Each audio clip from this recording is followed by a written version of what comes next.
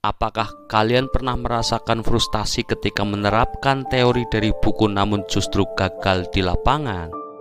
Atau sebaliknya, merasa percaya diri berkat pengalaman praktik, tetapi nyatanya keliru karena tidak memahami landasan teorinya? Kali ini kita akan membahas mana yang sebenarnya lebih valid, teori yang terkandung dalam buku atau pengalaman langsung di lapangan. Teori sejatinya bukan sekedar deretan istilah canggih dari buku kuliah. Teori merupakan hasil penyaringan dari ribuan jam pemikiran, penelitian, dan kegagalan para pendahulu.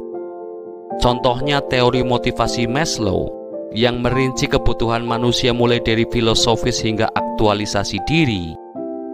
Itulah buah observasi data dan logika yang telah teruji berulang kali. Teori berfungsi layaknya GPS saat kalian mengemudi ke tempat baru. Ia memberi petunjuk arah sehingga kalian tidak sekedar menebak-nebak, tetapi memahami alasan di balik setiap langkah. Keunggulan teori terletak pada kemampuannya membantu kalian memahami mengapa suatu hal terjadi. Bukan hanya merasa bahwa suatu keputusan tepat, tetapi juga mengerti dasar kebenarannya. Pendekatan ini sangat berguna untuk menangani permasalahan kompleks, mulai dari bisnis dan psikologi hingga hubungan antar pribadi. Misalnya, dalam manajemen dikenal berbagai gaya kepemimpinan, otoriter, demokratis, atau laissez-faire, yang masing-masing memiliki kelebihan dan kekurangan. Dengan memahami teori ini, kalian tidak hanya menilai bos sebagai sosok galak, tetapi dapat memahami bahwa gaya otoriter mungkin dipilih karena tim belum mandiri. Pemahaman semacam ini membuat sikap kalian lebih objektif dan tidak reaktif. Sangat mengejutkan betapa teori yang tampak sempurna di atas kertas seringkali gagal ketika dihadapkan pada kenyataan di lapangan. Atau sebaliknya, kalian merasa mahir berkat pengalaman, tetapi sesungguhnya salah melangkah karena dasar teori tidak dipahami. Saatnya membedah dua guru utama, teori dari buku versus praktik di lapangan. Teori memang krusial, namun memiliki keterbatasan. Di dalam buku, semua variabel tampak terstruktur, asumsi logis, dan hasilnya terjamin, seolah tidak ada gangguan berarti. Di dunia nyata, realitas justru seringkali menantang teori. Klien tidak sabar menunggu, atasan tiba-tiba menambah beban kerja, atau sekedar rasa malas yang menghantui. Tidak sedikit orang beranggapan bahwa teori hanya berlaku di ruang akademik karena ia tidak sepenuhnya menangkap konteks situasi sebenarnya. Perbedaan karakter individu, kondisi pasar, dan budaya organisasi yang bervariasi. Namun, bukan berarti teori itu keliru. Kesalahan terletak pada penerapan tanpa mempertimbangkan situasi konkret.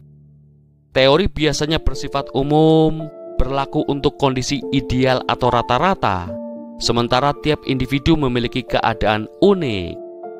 Disinilah letak tugas kalian, menggunakan teori sebagai kerangka berpikir, bukan doktrin yang wajib dihafal atau doktrin yang langsung diabaikan.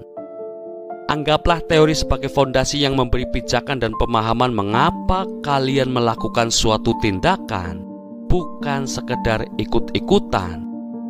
Ia juga berfungsi sebagai jalan pintas. Kalian tidak perlu mengalami setiap kegagalan untuk belajar. Cukup pelajari kegagalan orang lain melalui teori agar tidak terjebak dalam kesalahan serupa. Seolah kalian menaiki tangga yang sudah dibangun pendahulu, bukan memulai dari nol. Jangan salah kaprah bahwa teori hanya bermanfaat bagi akademis. Banyak pelaku sukses di berbagai bidang, secara sadar maupun tidak, mengandalkan teori dalam pengambilan keputusan. Kuncinya, pahami teori, uji dalam praktik, lalu bentuklah versi kalian sendiri. Teori yang hidup bukan hanya terpaku di buku, melainkan yang mampu menyelamatkan kalian dari keputusan buruk di dunia nyata.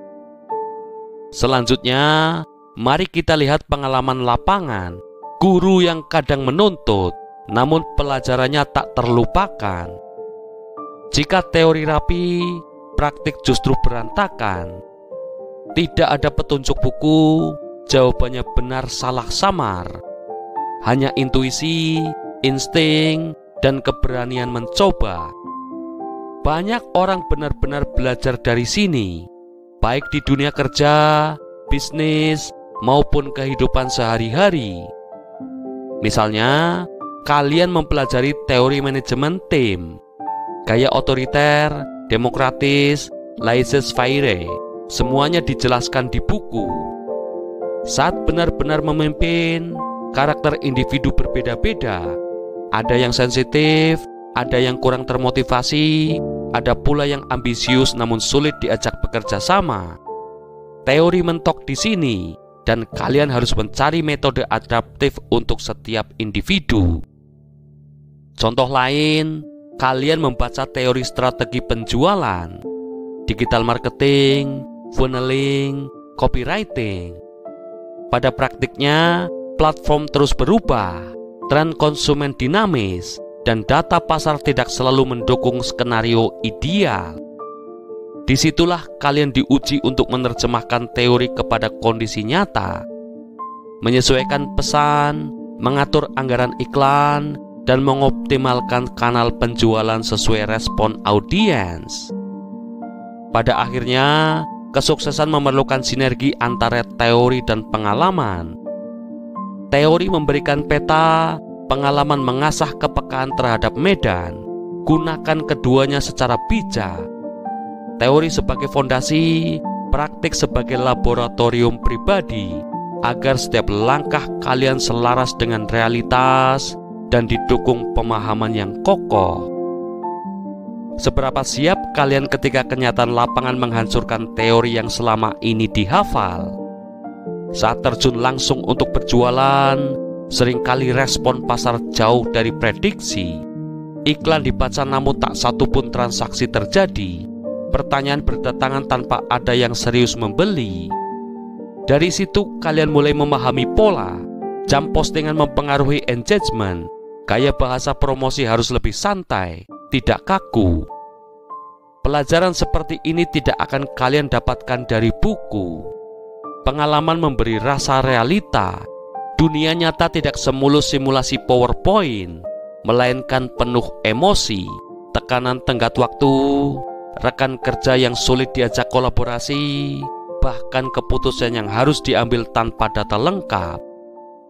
Anehnya, justru disinilah kalian tumbuh. Bukan karena segala sesuatunya berjalan mulus, melainkan karena banyak hal yang tak sesuai rencana. Pengalaman mengajarkan kalian berpikir cepat dan mengambil keputusan dalam ketidakpastian. Yang paling penting, pengalaman membentuk ketangguhan. Bagaimana bangkit setelah kegagalan, bersabar meski hasil belum terlihat, dan tetap bergerak meski mental goyah. Namun perlu diingat, pengalaman bukan selalu benar. Sering terjadi orang menilai pengalamannya paling valid, padahal kesuksesan atau kegagalan bisa dipengaruhi faktor keberuntungan atau konteks yang unik. Misalnya, gagal memulai bisnis online bukan berarti semua bisnis online sulit. Bisa jadi target pasar salah atau produk kurang relevan. Jika kalian langsung mengambil kesimpulan umum tanpa refleksi, maka kalian menutup diri dari peluang belajar lagi. Karena itu, pengalaman tetap memerlukan analisis kritis. Mengapa strategi ini berhasil? Apa penyebab kegagalan waktu itu? Apa yang bisa dicoba berbeda di lain kesempatan? Pengalaman tidak dapat diwariskan sepenuhnya. Rasa takut saat ditolak klien, malu saat ide dipermalukan, atau kebanggaan ketika kerja keras diapresiasi harus kalian alami sendiri. Selain itu, lapangan mengajarkan fleksibilitas. Kalian belajar membaca situasi, mengetahui kapan mengikuti aturan dan kapan berinovasi demi hasil. Keterampilan ini tidak diajarkan di kelas manapun. Akhirnya, bukan soal memilih antara teori atau pengalaman, keduanya saling melengkapi. Teori ibarat peta yang memandu, pengalaman adalah langkah kaki yang menelusuri medan. Gunakan teori sebagai fondasi untuk memahami alasan di balik tindakan, dan biarkan pengalaman mengasah insting serta menyesuaikan pendekatan dengan realitas. Dengan sinergi keduanya, kalian akan lebih siap menghadapi tantangan dan mampu mengambil keputusan bijak di setiap situasi. Medan sebenarnya seringkali jauh berbeda dari yang terpampang di peta. Tanpa terjun langsung, kalian tidak akan memahami kondisi sesungguhnya. Lumpur, jurang, atau bahkan bahaya yang tak terduga. Sebaliknya, melangkah tanpa panduan teori membuat kalian rentan tersesat, terjebak di jalan buntu, atau mengulangi kesalahan yang sebetulnya bisa dihindari dengan sedikit pengetahuan sebelumnya. Teori memberikan kerangka berpikir yang kokoh, konsep, alasan mengapa suatu hal penting, dan gambaran umum cara kerjanya. Namun, dunia nyata bersifat acak dan penuh kejutan. Hanya pengalaman lapangan yang dapat mengajarkan kalian menghadapi situasi yang tidak tertulis dalam buku apapun. Misalnya, kalian mempelajari komunikasi efektif, cara memberi umpan balik yang konstruktif, teknik nonverbal, atau metode meredam defensif. Semua teorinya luar biasa, tetapi ketika berhadapan dengan rekan yang emosional, mudah tersinggung, atau memiliki isu kepercayaan, teori tersebut bisa terasa hampa. Disinilah pengalaman mengajarkan adaptasi dan kelenturan, kualitas yang tidak akan kalian dapatkan hanya dengan membaca. Di sisi lain, mengandalkan pengalaman saja dapat menjerumuskan kalian ke dalam kebiasaan usang. Metode yang pernah berhasil mungkin tidak relevan lagi seiring perubahan konteks. Inilah mengapa kalian perlu kembali ke teori untuk merefleksikan praktik, menelaah apa yang berhasil, apa yang gagal, dan mengapa. Sebelum kita lanjutkan video ini, jika kalian menyukainya, kalian bisa menekan tombol like dan share video ini ya guys. Kalian juga bisa berlangganan gratis channel kami dengan menekan tombol subscribe channel Inspirasi Bijak. Jangan lupa pula untuk nyalakan notifikasinya sehingga kalian tidak ketinggalan video-video inspiratif kami selanjutnya. Jika ada sesuatu yang ingin kalian bagi dengan kami, pemikiran, ide, saran, atau kritik berkaitan dengan tema dalam video ini, kalian bisa ketik di kolom komentar ya kawan. Kami balas komentar kalian kok, don't worry. Oke Bijakers, let's continue our discussion. Panduan teori dan pengalaman adalah resep keberhasilan. Mereka yang mencapai puncak karir, Elon Musk misalnya, memahami teori fisika dan bisnis secara mendalam, sekaligus belajar dari ledakan roket dan tantangan finansial. Mereka menerjemahkan teori ke dalam praktik, kemudian memetik pelajaran dari pengalaman untuk memperkaya pemahaman. Kalian pun dapat melakukan hal serupa, baca buku, ikuti webinar, tonton materi edukatif, lalu langsung terapkan, uji, dan rasakan efeknya. Setelah mengalami sendiri, jangan merasa puas begitu saja. Kembali lagi ke teori untuk menemukan perspektif baru. Disinilah proses pembelajaran menjadi utuh dan menghadirkan pertumbuhan sejati.